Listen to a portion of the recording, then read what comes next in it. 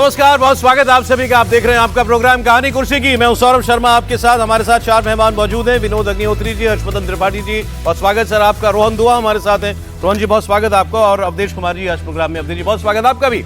आज बहुत सारी खबरें हैं आपके लिए, लेकिन आइए पहले शुरुआत करते हैं लंदन से। लंदन खबर नहीं बनी, लंदन में खबर बनी। लंदन में हमारे विदेश मंत्री डॉक्टर एस जयशंकर वो वहां पर पहुंचे हुए हैं। एक कार्यक्रम में पत्रकारों से बातचीत वो कर रहे थे और वहां कुछ बातें उन्होंने कही और वहां से बाहर निकलते हुए उनके साथ कुछ हुआ जो खबर बना। तो मैं सारी बात आपको बता रहा हूं। दरअसल एक पाकिस्तानी पत्रकार ने उनसे सवाल पूछा कि ये कश्मीर का हल कब निकलेगा, कैसे निकलेगा। तो उन्होंने कहा कश्मीर का मुद्दा तो हमने लगभग खत्म कर दिया है, सॉल्व कर दिया है। 370 हमने हटा दिया है। वहाँ बहुत तेज़ी से विकास हो रहा है। पर्यटक रिकॉर्ड नंबर्स में कश्मीर जा रहे हैं। और आप क्या चाहते हैं। और बाकी हमारा पीओके चोरी हो गया है, तो पीओके हमको वापस मिल जाएगा जिस दिन, उस दिन पाकिस्तान का मसला पूरी तरीके से हल हो जाएगा। तो उन्होंने अपने अंदाज में पाकिस्तान को एक बार फिर एक अंतर्राष्ट्रीय मंच से जवाब दे दिया। लेकिन पीओके पर इस किस्म की बात करने वाले डॉक्टर एस जयशंकर अकेले नहीं हैं। आपको 3 बयान बताता हूं। राजनाथ सिंह, और ये सब हाल के बयान हैं। राजनाथ सिंह जी ने कहा था, रक्षा मंत्री ने, पीओके भारत का मणि है, उसके बिना जम्मू कश्मीर अधूरा है। पीओके हमारा था, हमारा है, हमारा ही रहेगा। गृहमंत्री अमित शाह ने कहा था, हमने जो कुछ गवाया जल्द से जल्द वापस लेंगे।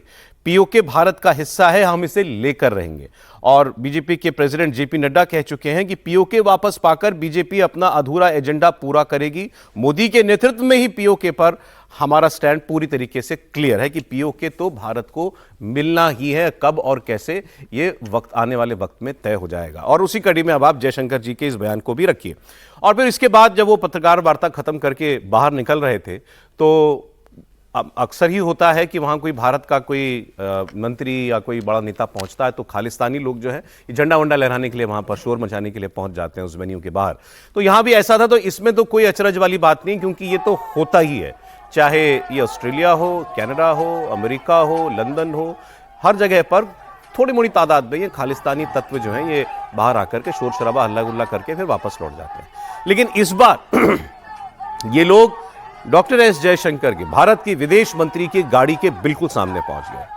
और ये अपने आप में बड़ी गंभीर बात है। वहां पुलिस थी, लेकिन आप जरा इसको पलट करके देखिए। अगर भारत में फर्ज कीजिए यहां पर चीन का राजदूत जो है वो बाहर निकल रहा है और तिब्बती लोग हमारे यहां पर चीन के खिलाफ प्रदर्शन करते रहते हैं, तो इस तरीके से अगर वो चीनी राजदूत की गाड़ी के सामने आकर के खड़ा हो जाए तो क्या होगा। या अमेरिका के लंदन के खिलाफ, यूके के खिलाफ कई आरिश लोग दुनिया में कई कोनों में असंतुष्ट हैं, वो लोग प्रदर्शन करते रहते हैं। अगर वो इस तरीके से उनके राजदूत की गाड़ी कहीं रोक लें भारत में, तो कितना हंगामा मचाएगा वही देश। भारत ने भी इस पर बहुत माकूल जवाब दिया है और कहा है कि इन देशों को डिप्लोमेसी की दुनिया में जो हक और सुरक्षा प्राप्त होनी चाहिए किसी भी राजनयिक को, वो मिले, ये सुनिश्चित करना ये इस होम कंट्री की यानी यूके की जिम्मेदारी है। तो ये भारत के विदेश मंत्री की गाड़ी के सामने यूं ही इस तरीके से नहीं पहुंच सकते। और भारत का झंडा हाथ में लिया था, उसे फाड़ने वाड़ने की कोशिश की इन लोगों ने, उससे कुछ होता नहीं है। लेकिन ये अपने आप में एक डिप्लोमेटिक वर्ल्ड में बड़ी घटना है। पहले लेकिन आइए कश्मीर वाली बात हम लोग कर लेते हैं। कश्मीर पर विदेश मंत्री के इस जवाब का क्या मायने निकाले जाएं। लगातार भारत के बड़े नेताओं का पीओके पर इस किस्म की बातें आना क्या कोई इशारा दे रही है। सुनिए सवाल और जवाब। Can Narendra Modi use his friendship with Donald Trump to solve out the problem of Kashmir? There are 1 million soldiers stationed in Kashmir to control 7 million Kashmiris. So what are you going to do about the Kashmir problem? Okay, you haven't spoken about it. Well, look, on Kashmir, actually we have done, I think, a good job solving most of it. I think removing Article 370 was one step, number one. Then restoring growth and economic activity and social justice in Kashmir was step number 2. Holding elections, which were done with a very high turnout, was step number 3. I think the part we are waiting for is the return of the stolen part of Kashmir, which is on the under illegal Pakistani occupation. When that's done, I assure you, Kashmir solved. तो PoK वापस आ जाएगा, Kashmir solve. आप तो दुनिया घूमते हैं रोहन, विदेशी circles में, मतलब डिप्लोमेसी की दुनिया के अंदर कश्मीर, पीओके और उस पर भारत का रुख, इसको लेकर क्या चर्चा रहती है। मुझे लगता है कि जिस तरीके से 2019 के बाद से 2024 तक सौरभ, अब वहाँ पे एक स्टेट लेजिस्लेटिव असेंबली भी कॉन्स्टिट्यूट हो गई है कश्मीर में, और बार बार जो एक डिमांड थी कि मिलिट्री को ख़त्म किया जाए, वो भी भारत ने वहाँ पे काफ़ी हद तक उसको रिजॉल्व किया है, AFSP जिसे कहते हैं। अगर मैं बात करूं POK की, तो ये एक ऑफकोर्स एक लेजिटिमेट डिमांड है, और बालाकोट स्ट्राइक्स ने एक कहीं ना कहीं वो असर्शन जो थी ना, वो भारत की पूरी कर दी थी, दुविधा जो थी। हालांकि उसमें पाकिस्तान ने भी फाइटर जेट्स का इस्तेमाल किया बालाकोट स्ट्राइक्स के बाद में, और डॉग फाइट हुई, लेकिन मैं आज भी ये कहूँगा कि बालाकोट के बाद एक जो भारत को एक उम्मीद थी कि POK को वापस कैसे लाया जा सकता है, वो कहीं ना कहीं बालाकोट के बाद में शुरू हो गई है। और उसके बाद ये बयान आने शुरू है, चाहे वो राजनाथ जी के हों, अमित शाह जी के हों, या आज जयशंकर जी के हों। तो मुझे लगता नहीं कि उम्मीद जो थी वो कहीं ख़त्म हो गई है। हालांकि ये मैं ज़रूर कहूँगा POK, क्योंकि एक डिस्प्यूटेड एरिया इतने समय से वो बनता गया, क्योंकि हमने लेजिटिमेट वहाँ पे कोई आर्मी एक्सरसाइज नहीं करी। उसके बाद डिबेट्स चलती रही कि IB के बॉर्डर के बाद में, चाहे वो जम्मू के बाद के हों, सांबा ऑनवर्ड्स हों, वहाँ पे एक सीज फायर आ गई। और सीज फायर के बाद कहीं बार ये रहता है कि आप मिलिट्री एक्सरसाइज कितना एक्सरसाइज वहाँ पे इस्तेमाल करते हैं, उसके बारे में LOC पर निगोसिएशन चलती रहती हैं।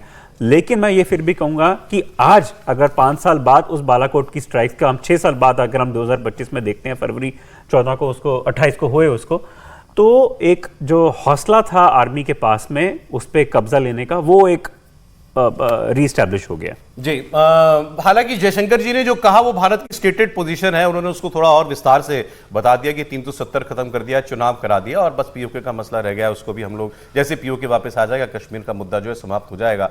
लेकिन POK एक ऐसी दुनिया है, इसको लेकर बड़ी बड़ी उम्मीदें हैं, खासतौर पर भारतीय जनता पार्टी के समर्थक वर्ग के अंदर, कि मोदी जी इसका भी कुछ करेंगे। देखिए, जयशंकर जी ने वही कहा जो भारत के जनमानस की भावना है। हमारी संसद शायद 2 या 3 बार इसका संकल्प पारित कर चुकी है संयुक्त रूप से कि POK भारत का हिस्सा है, और इसीलिए कुछ सीटें भी खाली छोड़ी जाती हैं, जम्मू कश्मीर विधानसभा में भी और भारत में यहाँ पर लोकसभा में भी। और आपको याद दिला दूं मैं, ये तो स्टेटस पोजीशन है ही।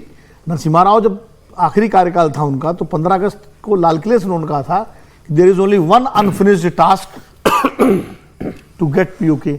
ये उन्होंने, उनका भाषण था लाल किले से। तो ये कंटिन्यूटी में भारत की पोजीशन है, और जाहिर है कि POK को लेकर के इस देश में कोई किसी तरह का मतभेद ना राजनीतिक नेतृत्व में है, ना राजनीतिक दलों में है, ना जनता के बीच में है।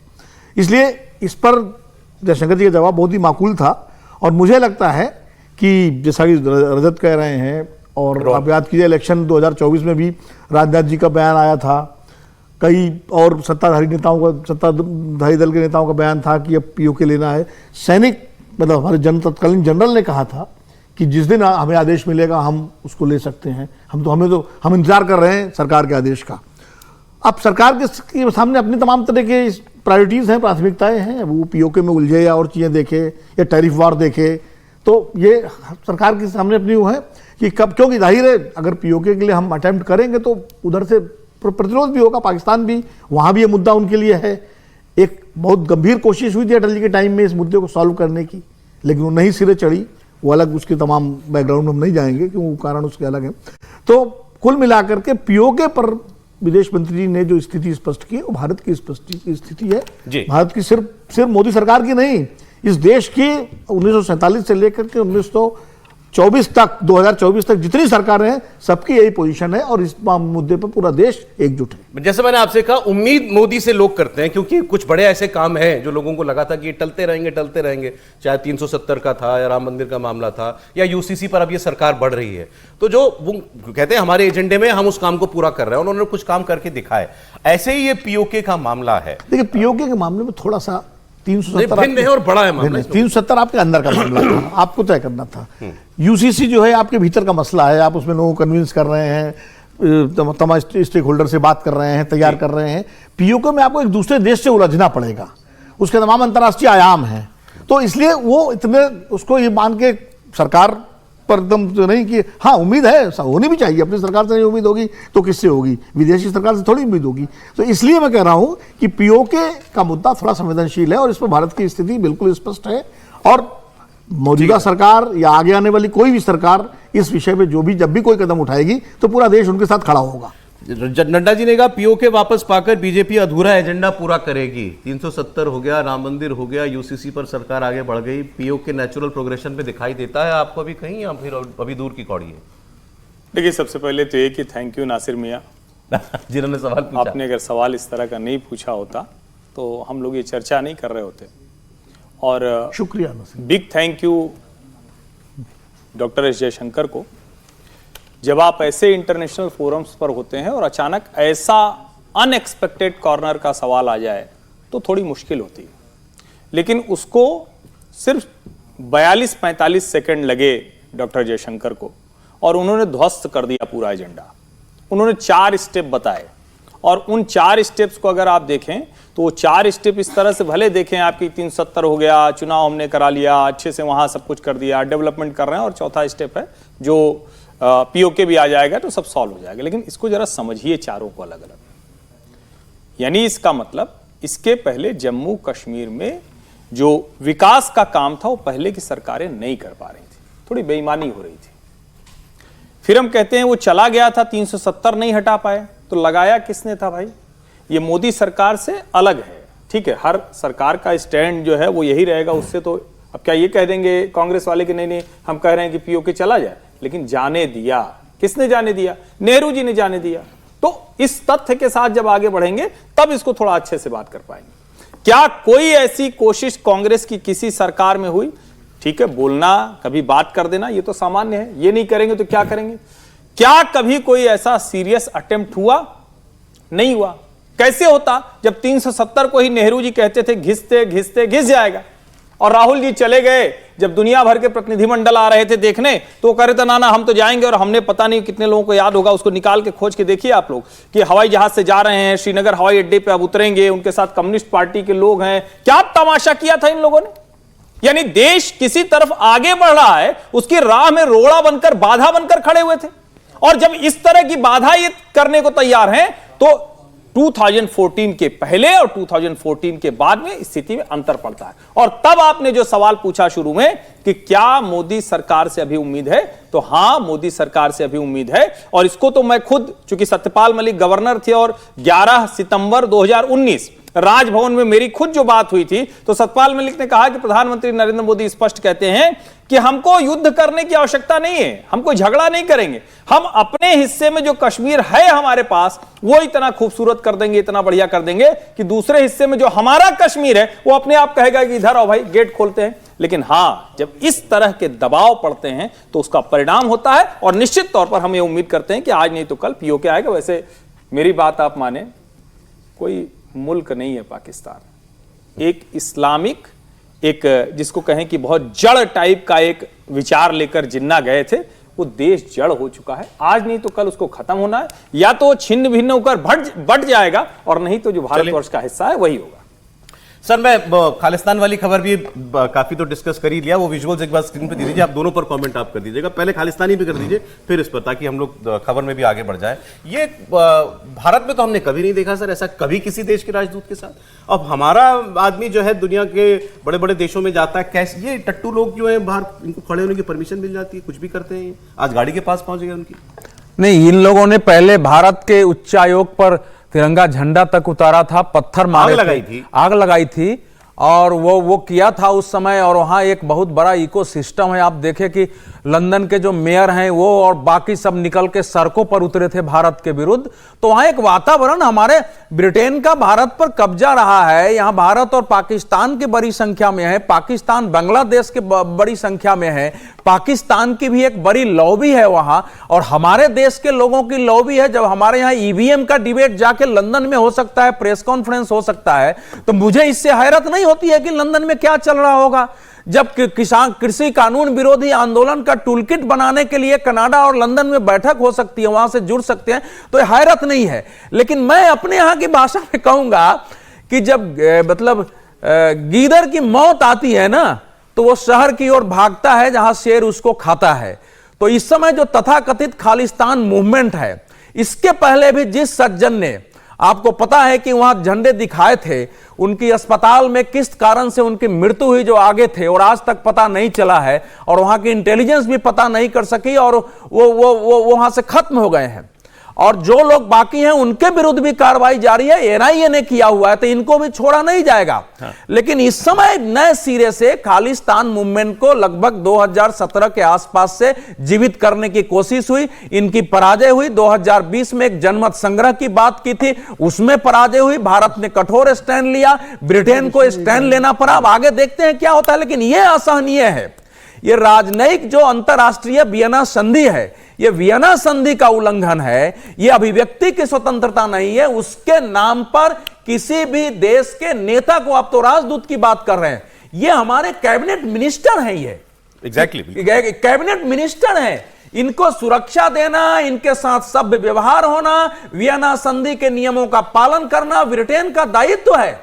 आप यूक्रेन के मुद्दे पर आपने रुख अपनाया हुआ है। दूसरे मुद्दे पर जो मैं 3-4 बात छोटी छोटी कह के खत्म करना चाहूंगा कि देखिए, एक देश अगर क्रमबद्ध तरीके से संकल्प के साथ आगे बढ़ता है तो धीरे धीरे उसको दुनिया एक्सेप्ट करती है। पहले भारत की बात को दुनिया एक्सेप्ट नहीं करती थी क्योंकि हम उस रूप में बोल नहीं रहे थे। अब आप चरणबद्ध ऐसे स्टेप उठाए हैं कि पाकिस्तान के पास न्यूक्लियर बम है, अगर हमने किया तो वो तो अटैक कर देगा, एक मिथ बना हुआ था। 2 घटनाओं ने, सर्जिकल स्ट्राइक और बमबार्डिंग ने उसको ध्वस्त कर दिया है। अब जो इन्होंने कहा है वो 370 हटाना, वहां विधानसभा करना, फिर विकास करना, केवल उसमें एक पार्ट छूट गया था कि पाकिस्तान से आने वाले आतंकवादियों को कंप्लीट रूप से रोक देना, उनको एनिहिलेट करना। उसके लिए पाकिस्तान के साथ जो कुछ करना है करेंगे, उसके बाद पीओ के हमारा हिस्सा अपने आप हो जाएगा। इन बातों को गंभीरता से लिया जाए। नहीं, ये लगातार एक दुनिया में वातावरण बनाया जाता है ये बोल के कि किसी का क्या रिएक्शन। एक कमेंट ये खालिस्तान वाली खबर पर सर यूं याद आ गया, हमारे यहाँ बड़ी चर्चा होती है तुष्टीकरण और अपीसमेंट की। इन सरकारों की क्या मजबूरी है ऐसे तत्वों को अपीज करना? मुझे अभी रमजान शुरू हुआ, अभी ट्रंप ने क्या बोला कि हम ये सब जो कुछ वो कर रहे हैं अपनी इमिग्रेशन पॉलिसी के साथ ताकि हम यूरोप ना बन जाएं। यूरोप में क्या हुआ है, इमिग्रेंट्स को एक प्रॉब्लम के तौर पर देखा जाने लगा है कई सेक्शंस में। और वो स्टाइमर साहब जो है उनके प्रधानमंत्री, उन्होंने रोज़ों की शुरुआत में कहा कि मैं मानता हूं कि हमारे यहाँ रहने वाली मुस्लिम आबादी के लिए बड़ा मुश्किल समय है जो कुछ गाजा में हो रहा है उसको देखते हुए। ये स्टेटमेंट है उनका। देखिए वही है, वो भी अपनी डोमेस्टिक पॉलिटिक्स कर रहे हैं। स्टारमर साहब जो है, उनको भी लगता है कि जो इंग्लैंड में रहने वाले मुस्लिम्स हैं उसमें पाकिस्तानी भी हैं, हिंदुस्तानी भी हैं, बांग्लादेशी भी हैं, या और अरब देशों की भी मुसलमान काफ़ी, तो वो उनको एड्रेस कर रहे हैं। खालिस्तान वाले मामले पे सौरभ ऐसा है कि आज से नहीं है। जगजीत सिंह चौहान, जिसको माना जाता है वो खालिस्तान के आइडिया का जनक है था, उसको शरण कहाँ मिली थी? इन्हीं देशों में मिली थी, अमेरिका, कनाडा। पूरा खालिस्तान की फंडिंग, खालिस्तान का पूरा जो है डिज़ाइन, सब कुछ इन्हीं देशों का, कनाडा, इंग्लैंड, ऑस्ट्रेलिया, आपका ये अमेरिका, और बाकायदा लगातार होता रहा। इसलिए मैं कह रहा हूँ कि कोई नई बात नहीं। वहाँ पर ये देश, देखिए ये जो पश्चिमी देश हैं, इनको इनकी पूरी राजनीति समझिए। ये बड़े सलीके से एक तरफ आप से दोस्ती, हाँ, और व्यापार समझौता, पूरा ऐसा लगेगा कि आपके लिए बिल्कुल बहुत कुछ कर रहे हैं, लेकिन साथ में पीछे आपकी चिकोटी भी काटते रहते हैं। एक लिवरेज रखते हैं, लिवरेज ऐसे तत्वों को शरण देते रहते हैं डेमोक्रेटिक राइट्स के नाम पर कि जो आपके लिए सरदर्द बने। आप पन्नू को देख लीजिए, कहाँ है वो, ये सारे लोग अभी भी। तो इसलिए मैं कह रहा हूं कि भारत को इस सबको ध्यान में रखते हुए, ब्रिटेन सरकार की जिम्मेदारी थी भाई, भारत के विदेश मंत्री के दौरे पर क्या उनकी इंटेलिजेंस MI जो है 6 जो है, इतनी दुनिया भर की, स्कॉटलैंड यार्ड इतनी बड़ी प्रेस्टिजियस फोर्स मानी जाती है, उनकी जिम्मेदारी नहीं थी? उनको इसका आभास नहीं था? ये पहली बार थोड़ी हुआ है कि हमें, जब भी अवधेश जी ने कहा कि वो पता लगा मंदिर पे जो हमला, गुरुद्वारा दूतावास पे हमला, तो वहाँ की इंटेलिजेंस को अंदाज नहीं था कि लोग आएंगे। पहले नहीं रोका जा सकता था इनको। जब वो आ गए सड़क पर, उनकी कार के सामने झंडा लेकर के वो फाड़ने लगे, तब उनकी पुलिस वाले रोक रहे हैं। तब भी ऐसे रोक रहे हैं जैसे इसको चोट ना लग जाए कहीं। तो ये सीधे सीधे ब्रिटेन की सरकार इसके लिए जिम्मेदार है, इस घटना के लिए। ठीक।